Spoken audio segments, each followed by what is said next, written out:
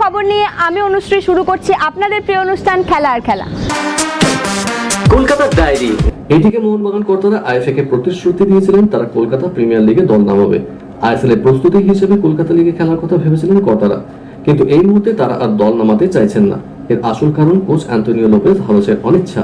ইতিমধ্যেই তিনি ফুটবলারদের পুজো পর্যন্ত ছুটি দিয়ে দিয়েছেন। দল নিয়ে এটিকে এবং মোহনবাগান কর্তাদের মধ্যে ঠান্ডা লড়াইও শুরু হয়েছে। সবুজ মেরুন কর্তারা চেয়েছিলেন দল কলকাতা প্রিমিয়ার লিগে খেলুক, কিন্তু কোচ হাভাস ও এটিকে কর্তারা তা চান না। কেন কলকাতা লিগে খেলতে চাননি হাভাস? সামনে উঠে আসছে অন্য কারণ। এটিকে মোহনবাগানের একঝাক ফুটবলার সাফ কাপের জন্য ভারতীয় শিবিরে ডাক পেয়েছেন। মলদ্বীপেই হচ্ছে সাফ কাপের প্রস্তুতি শিবির। সাফ কাপের গ্রুপ লিগের খেলা চলবে 13ই অক্টোবর পর্যন্ত। ফাইনালে উঠলে 16ই অক্টোবর পর্যন্ত জাতীয় দলে আটকে থাকবে এটিকে মোহনবাগানের ফুটবলাররা। কয়েকজন ফুটবলারদের চোট রয়েছে। বিদেশি ফুটবলাররা জৈব সুরক্ষা বলয়ের বাইরে থেকে কলকাতা লিগে খেলতে রাজি নন। শুধু স্থানীয় ফুটবলারদের নিয়ে কলকাতা লিগ খেলতে রাজি হননি আন্তোনিও লোপেজ হাভাস। যদি কলকাতা লিগে খারাপ ফল হতো তাহলে ফুটবলারদের মনোবলে আঘাত লাগতো। করোনা আতঙ্কের মধ্যেও প্রতি বছরের মতো এবারও পুজোর দিনগুলিতে খেলার খেলা আয়োজন করতে চলেছে পাড়ায় পাড়ায় গেম শো। খেলা হতে পারে পরিবারের সঙ্গেও।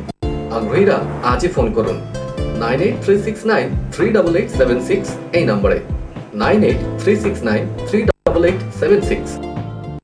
হাতে আর 2 মাসও নেই। গতবারের মতো এবার গোয়াতেই বসছে আইএসএল এর আসর। আর টুর্নামেন্টের প্রস্তুতির সাথেই গতকালই গোয়া পৌঁছে গেলেন লাল হলুদের নয়া হেড স্যার। এফসি ইস্টবেঙ্গলের তরফ থেকে সোশ্যাল মিডিয়ায় ছবি পোস্ট করে সে কথা জানানো হয়ে গেছে। ইনভেস্টার ইস্যু মিটতেই আইএসএল খেলতে রাজি হয়ে যায় লাল হলুদের ইনভেস্টার C7। ধীরে ধীরে দল গোছাতে থাকে তারা, কিন্তু দল গোছানোর মাঝেই চমক। 2 বছরের চুক্তি থাকলেও রবি ফাউলারের সঙ্গে সম্পর্ক ছিন্ন করে ইস্টবেঙ্গল। দুপক্ষের মধ্যে আলোচনার পরে এই সিদ্ধান্ত নেওয়া হয়েছে। আর ফাউলারের জায়গায় নতুন হেড স্যার হলেন রিয়াল মাদ্রিদের কাস্টিলা দলের দায়িত্ব সামলানো ম্যানুয়েল ডিয়াজ। ক্রিকেটের ডায়েরি। গত বছর আগস্ট মাসে মুখ্যমন্ত্রী মমতা বন্দ্যোপাধ্যায়ের হাতে জমি ফেরতের চিঠি দিয়ে এসেছিলেন ভারতীয় ক্রিকেট বোর্ডের সভাপতি সৌরভ গাঙ্গুলি। করোনার সময় সেই জমি ফেরত দেওয়ার ঘটনাকে কেন্দ্র করে সৌরভের সঙ্গে নতুন অঙ্ক কষতে শুরু করেছিল বাংলার রাজনৈতিক মহল। যদিও সেই সমীকরণের কোনো সমাধান সূত্র পাওয়া যায়নি, তবে জমি ফিরিয়েও নিস্তার পাননি ভারতীয় ক্রিকেট দলের প্রাক্তন অধিনায়ক। হিটকোর থেকে যে প্রক্রিয়ার মাধ্যমে সৌরভের হাতে এই জমি তুলে দেওয়া হয়েছিল তাই নিয়ে প্রশ্ন তোলা হয়। এই মর্মে কলকাতা হাইকোর্টে একটি মামলাও দায়ের করা হয়েছে। আজ সেই মামলার রায়দান করা হয়েছে। মামলার রায়ে ভারপ্রাপ্ত প্রধান বিচারপতি রাজেশ বিন্দাল এবং বিচারপতি অরিজিৎ বন্দ্যোপাধ্যায় সৌরভ গাঙ্গুলি এবং ট্রাস্টকে মোটা অঙ্কের আর্থিক জরিমানা করেছেন। টি-20 বিশ্বকাপের পরই অধিনায়কত্ব ছাড়বেন ইতিমধ্যেই ঘোষণা করে দিয়েছেন টিম ইন্ডিয়ার অধিনায়ক বিরাট কোহলি। কিন্তু টিম ইন্ডিয়ার কিংবদন্তি তথা প্রাক্তন অধিনায়ক সুনীল গাভাস্কার মনে করেছেন অতদিন অপেক্ষা করার প্রয়োজন নেই। আসন্ন টি-20 বিশ্বকাপেই রোহিতকে অধিনায়ক ঘোষণা করে দেওয়া হোক। শুধু তাই নয়, আগামী বছরে বিশ্বকাপে রোহিতকেই অধিনায়ক চাইছেন গাভাস্কার। সেবির বার্ষিক সাধারণ সভায় সিদ্ধান্ত নেওয়া হয় ইডেনে নতুন ফ্লাড লাইট বসানো হবে। সামনে নিউজিল্যান্ড ও ওয়েস্ট ইন্ডিজের বিরুদ্ধে 2টি ম্যাচ পাচ্ছে ইডেন। তার আগে ফ্লাড লাইট লাগানোর কাজ শুরু হচ্ছে না। 2টি আন্তর্জাতিক ম্যাচ হয়ে যাওয়ার পরে মাঠ সংস্কারের কাজ শুরু হওয়ার কথা। তবে সেবির ইনডোরের সংগ্রহশালা তৈরির কাজ দ্রুত গতিতে শুরু করা হবে। তার জন্য কয়েকদিনের মধ্যে বেশ কিছু গুরুত্বপূর্ণ সরঞ্জাম সংগ্রহের কাজ শুরু করতে পারে রাজ্য ক্রিকেট সংস্থা। ডেঙ্গিতে আক্রান্ত হয়ে চলতি জাতীয় টি-20 প্রতিযোগিতা থেকে ছিটকে গেলেন পাকিস্তানের অভিজ্ঞ অলরাউন্ডার মোহাম্মদ হাফিজ। ফলে আগামী মাসে সংযুক্ত আরব আমিরাতে হতে যাওয়া টি-20 বিশ্বকাপেও তার খেলা নিয়ে তৈরি হয়েছে প্রশ্ন। বাঁহাতি পেসার অর্জুন তেন্ডুলকারের চোট, তার বদলি হিসেবে নেওয়া হলো ডানহাতি জোরে বোলার সিমরনজিৎ সিংকে। সচিন পুত্র অর্জুন মুম্বাই ইন্ডিয়ান্সের হয়ে কোনো ম্যাচই খেলেননি। অন্যদিকে সিমরনজিৎ আগে থেকেই দলের সঙ্গে অনুশীলন করেছেন। আগেই হুঁশিয়ারি দেওয়া হয়েছিল আফগানিস্তানের বিরুদ্ধে ক্রিকেট সিরিজ অনির্দিষ্টকালের জন্য স্থগিত রাখল অস্ট্রেলিয়া।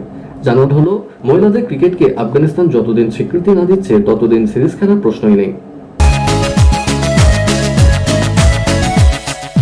12 বারের বিশ্ব চ্যাম্পিয়ন ম্যানি প্যাকিও অবশেষে বক্সিং রিংকে বিদায় জানালেন।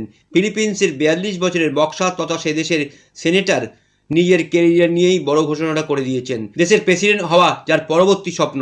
টুইটারে পোস্ট হওয়া ম্যানি ভিডিও বার্তাটি সোশ্যাল মিডিয়া ভাইরালও হয়েছে। তাতে আবেগতাড়িত হয়েছে ক্রীড়া দুনিয়া। জীবনের 26 বছর বক্সিং রিংয়ে কাটিয়েছেন ম্যানি। এই দীর্ঘ সময় তিনি 72টি লড়াইয়ে অংশ নিয়েছেন। ম্যানির ঝুলিতে রয়েছে 62টি জয়, তার মধ্যে 39 বার প্রতিপক্ষ বক্সারকে নকআউট করেছেন তিনি। 23 ম্যাচে পয়েন্টের সিদ্ধান্তে তিনি জয়ী বলে ঘোষিত হয়েছেন। 12 বারের বিশ্ব চ্যাম্পিয়ন ফিলিপিন্সের বক্সার ক্যারিয়ারের 8টি ম্যাচ হেরেছেন, 2টি ম্যাচ অমীমাংসিতভাবে শেষ হয়েছে। ভারতীয় হকিতে সূর্যোদয়ের সন্ধিক্ষণে এবার বড় সিদ্ধান্ত নিলেন ভারতীয় দলের তারকা ব্রেক ফ্লিকার রুপিন্দর পাল সিং। তরুণদের সুযোগ করে দিতে আন্তর্জাতিক হকিকে বিদায় জানালেন তিনি। এই সিদ্ধান্তের ঘোষণা রূপিন্দর করেছেন সোশ্যাল মিডিয়ায়। তিনি বলেছেন, আন্তর্জাতিক হকি থেকে অবসরের সিদ্ধান্ত নিয়েছি। বিগত কয়েক মাসে আমার জীবনে নিঃসন্দেহে সেরা দিনগুলি কাটিয়েছি। সতীর্থদের সঙ্গে টোকিও অলিম্পিকে পোডিয়ামে দাঁড়াতে পেরেছিলাম। এই সতীর্থদের সঙ্গে অতুলনীয় বহু অভিজ্ঞতা রয়েছে আমার জীবনে, যা আজীবন আমার কাছে এক অমূল্য সম্পদ হয়েই থাকবে। রূপিন্দর আরো বলেছেন, বিগত 13 বছর আমি দেশের প্রতিনিধিত্ব করার সুযোগ করতে পেরেছি। তেমনটা যাতে আমার দেশের তরুণদের ক্ষেত্রেও হয়, সেই কারণে তাদের প্রতিভা বিকাশের সুযোগ করে দিতে চাই। কবে মুক্তি পাবে রণবীর সিং এর 83? এতদিন সকলেই অধীর আগ্রহে তা জানার জন্য বসেছিলেন। অবশেষে সেই অপেক্ষার অবসান হলো। জানা গেল 83 সিনেমার মুক্তির দিন। এই বছর ক্রিসমাসের দিনই এই ছবি মুক্তি পেতে চলেছে। ছবির প্রধান চরিত্রে থাকা রণবীর সিং সোশ্যাল মিডিয়ায় নিজেই এই কথা ঘোষণা করেছেন। অভিনেতা রণবীর সিং জানিয়েছেন, বড়দিনেই মুক্তি পাবে ভারতীয় ক্রিকেটের অন্যতম সেরা ঘটনা নিয়ে নির্মিত বহু প্রতীক্ষিত এই সিনেমা। সোশ্যাল মিডিয়ায় একটি ছবি পোস্ট করেছেন রণবীর, যেখানে দলের বাকিদের সঙ্গে রয়েছেন তিনিও। ছবি পোস্ট করে তার ক্যাপশনে লিখেছেন, এবার সময় শুরু, 83 মুক্তি পাচ্ছে আগামী বড়দিনে। রণবীর সিং এর কাছ থেকে এই খবর পেয়ে যথারীতি উচ্ছ্বসিত সিনেমা প্রেমীরা। আইপিএল এর ফাইনাল দেখতে মরুদেশে যাচ্ছে ভারতীয় ক্রিকেট কর্তাদের একটি বড়সড় দল। বিভিন্ন রাজ্য সংস্থার সভাপতি ও সচিবকে বিশেষ বিমানে উড়িয়ে নিয়ে যাচ্ছে বিসিসিআই। ফাইনাল 15 অক্টোবর, তার আগে 13 অক্টোবর দ্বিতীয় কোয়ালিফাইং ম্যাচও দেখানো হবে। খেলার খবর আরও আছে, কিন্তু তার আগে নিয়ে নিতে হচ্ছে ছোট্ট একটা ব্রেক। সঙ্গে থাকুন।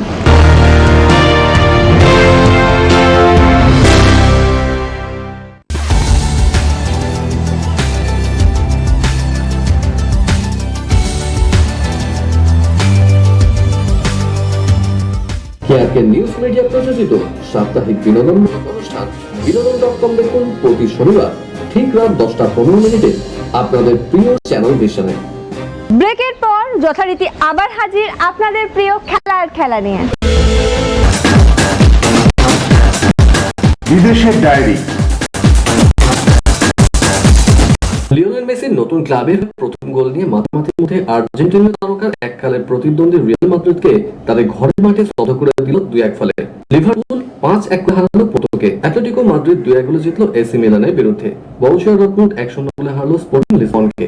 কিন্তু যাবতীয় চর্চা মেসি আর তাদের নিয়ে। এফসি সেই তিরাস্পোল কারা? সারাদিন ধরে ফুটবল দুনিয়া সকলের মুখে ঘুরল এই প্রশ্ন।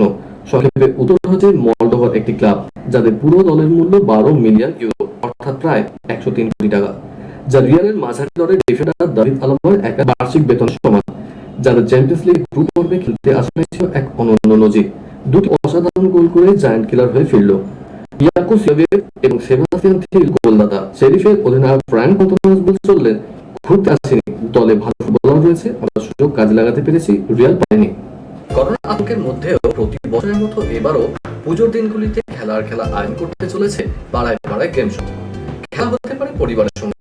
আগ্রহীরা আজই ফোন করুন 9836938876 এই নম্বরে 9836938876। আগের দিনই পিএসজির হয়ে চোখ ধাঁধানো গোল করে শিরোনামে এসেছিলেন চোখ প্রতিদ্বন্দ্বী লিওনেল মেসি। রোনাল্ডোই বা পিছিয়ে থাকেন কি করে? তিনি বুঝিয়ে দিলেন কেন তাকে ভক্তরা সর্বকালের সেরা আসনে বসাতে চান। চ্যাম্পিয়ন্স লিগের মহাগুরুত্বপূর্ণ ম্যাচে একেবারে শেষ মুহূর্তে গোল করলেন রোনাল্ডো। ইনজুরি টাইমে CR7 কোনো সেই গোলে জয় ফিরল ম্যানচেস্টার ইউনাইটেড। শেষ 3 ম্যাচের মধ্যে 2টি ম্যাচ হারতে হয়েছে ম্যানচেস্টার ইউনাইটেডকে। প্রিমিয়ার লিগে হারের মুখ দেখতে হয় CR7-দের। পরপর 2টি হারে ম্যানচেস্টার ইউনাইটেড যখন বিধ্বস্ত, তখনই রোনাল্ডো প্রমাণ করলেন কেন তাকে মহানায়ক বলা হয়। 2টি হারের পর ভিয়ারিয়ালের বিরুদ্ধে 54 মিনিটে গোল হজম করতে হয়েছিল ইউনাইটেডকে, কিন্তু পিছিয়ে পড়ার পরই দুর্দান্ত কামব্যাক করেন CR7। হাঁটুর চোট সারিয়ে সুইডেনে জাতীয় দলে ফিরলেন জুলটান ইব্রাহিমোভিচ। আগামী মাসে বিশ্বকাপ যোগ্যতা অর্জন করবে ম্যাচের জন্য দল ঘোষণা করেছে সুইডেন ফুটবল সংস্থা। আগামী 3 অক্টোবর 40 বছরে পা রাখবেন ইব্রা। জাতীয় দলের কোচ ইয়ান অ্যান্ডারসন বলেছেন, আমি বিশ্বাস করি এখনো ইব্রা দলকে আগের মতোই সাহায্য করতে পারবে। ওর মতো একজনকে দলে দরকার ছিল, আমরা উপকৃত হয়েছি। ফুটবলের ডায়েরি নিবেদন করছে সংবাদ প্রতিম।